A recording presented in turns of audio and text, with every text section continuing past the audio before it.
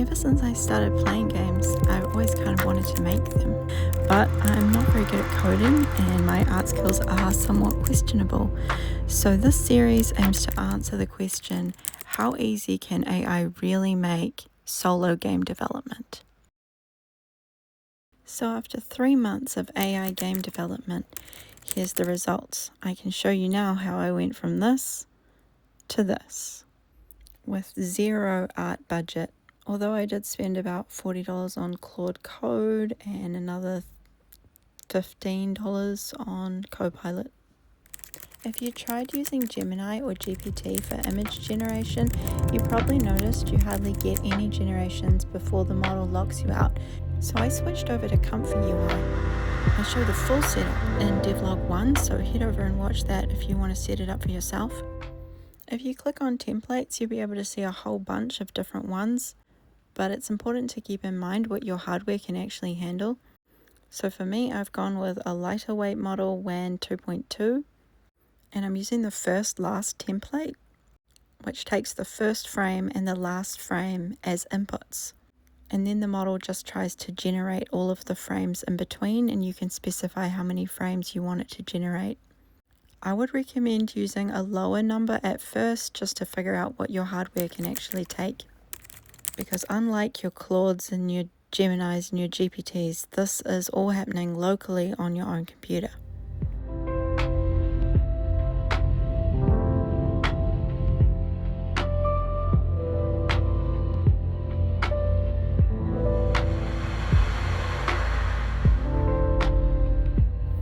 It's definitely an advantage to be able to generate a lot because, as I'm sure you've noticed, not every generation is going to be exactly what you want. And your ability to fix that by hand is going to be, unfortunately, proportional to your ability as an artist.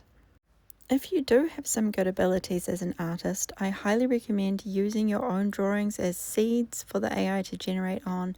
It can animate things, and the quality of the generation will be much better and closer to your own art style and your vision if you do that.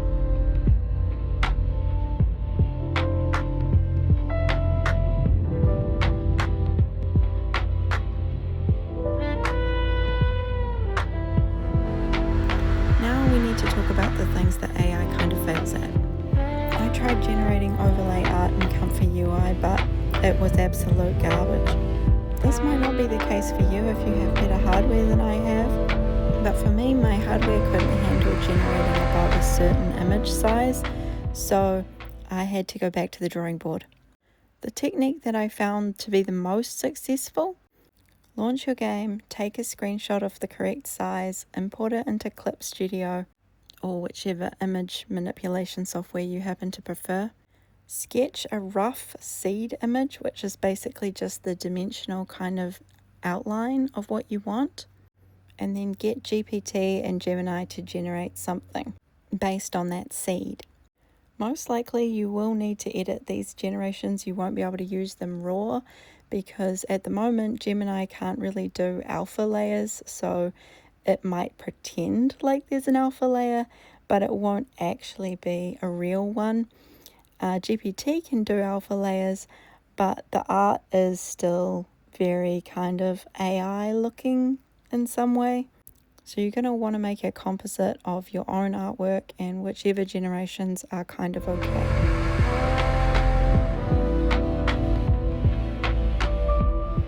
For coding, you definitely want to be using some kind of AI agent, probably in VS Code. I've used a combination of Claude Code and the GitHub Copilot, which had until recently been a very good deal, but at the moment they're going to a purely usage-based instead of giving you like some amount of what used to be called premium requests. And so now I'd probably say that Claude Code is going to be your best value for a VS Code agent. However, I imagine the prices for that are probably going to go up as well. So I am also looking into local models, but I haven't tested them sufficiently to give you any kind of a idea on how good or bad they are.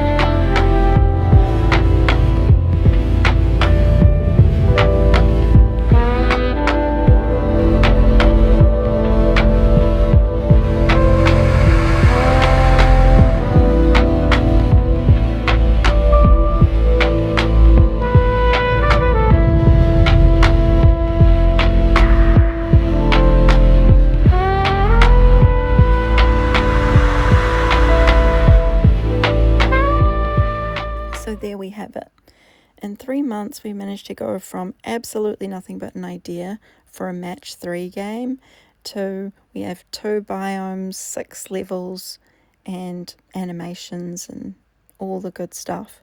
So I definitely think it has democratized game development quite significantly, and I encourage all of you watching to try yourselves, and I want to play your games.